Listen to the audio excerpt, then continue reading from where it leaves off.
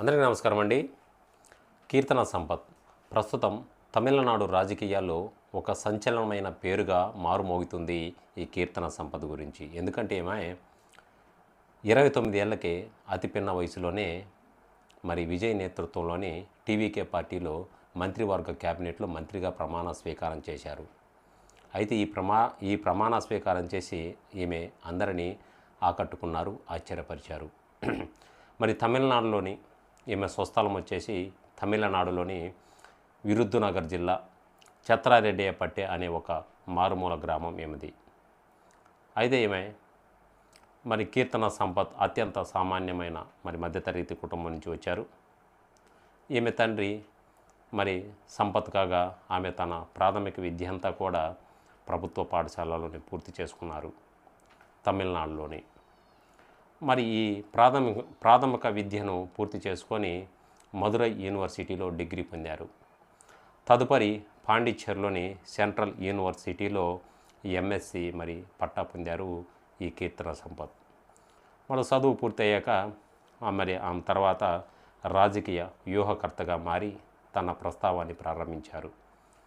అయితే కీర్తన సంపత్ మాత్రం ప్రశాంత్ కిషోర్ నేతృత్వంలోని ఐపాక్ టీంలో కీలక సభ్యురాలుగా బాధ్యతలు నిర్వహించారు ఈ కీర్తన సంపత్.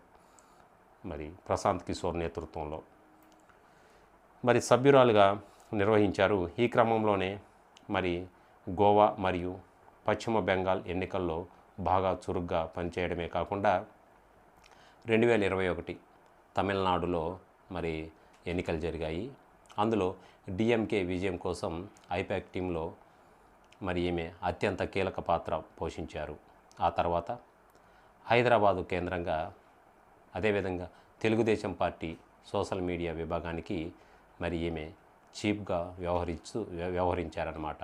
అయితే తెలుగుదేశం పార్టీ ఆ పార్టీ డిజిటల్ ప్రసార వ్యూహాలను సమర్థవంతంగా లీడ్ చేశారు. అనంతరం ఆమె నటుడు విజయ్ స్థాపించిన పార్టీలోకి మారి అక్కడ కూడా తన అద్భుతమైన ప్రదర్శనను అద్భుతమైన రాజకీయ వ్యూహాలతో విజయ్ని ఎంతగానో ఆకట్టుకున్నారు. అదేవిధంగా ఈమెకు విజయ్ శివకాశి అక్కడ సీటు ఇచ్చారనమాట, శివకాశి నియోజకవర్గంలో.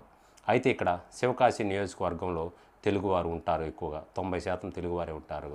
ఈమె తెలుగులో మాట్లాడే ఓటర్లు అధికంగా ఉంటారు కావడంతో తనకు ఉన్న భాష ప్రావీణ్యాన్ని తెలుగు, తమిళ్, మలయాళం, హిందీ, ఇంగ్లీష్ ఇవన్నీ చాలా బాగా మాట్లాడుతుంది.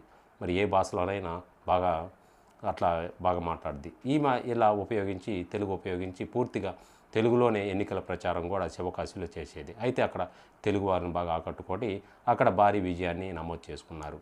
ఇలా ఒక సాధారణమైన కుటుంబంలో పుట్టి అదేవిధంగా ప్రభుత్వ పాఠశాలల్లో చదువుకొని, ప్రభుత్వ పాఠశాలలో చదువుకొని చీప్ అని కాదు, ప్రభుత్వ నేపథ్యం పాఠశాల నేపథ్యం నుంచి ఐపాక్ మరియు టీడీపీ వంటి వేదికలపై అనుభవం ఘటించి సోషల్ మీడియాపై ఉన్న పట్టుతో అదేవిధంగా ఇప్పుడు ఓటర్లను ఆకర్షించి నేడు 29 ఏళ్లకే తమిళనాడు రాష్ట్ర మంత్రిగా ఎదిగిన కీర్తన సంపత్ ప్రస్థానం నిజంగానే ఒక సెన్సేషనల్ సక్సెస్ స్టోరీగా మనం చెప్పుకోవచ్చు. ఎందుకంటే ఈరోజు ఆమె బ్యాక్గ్రౌండ్ తెలుసు, వాళ్ళ తండ్రి కూడా సామాన్యమైన ప్రజలే, ఒక రాజకీయకర్త కాదు.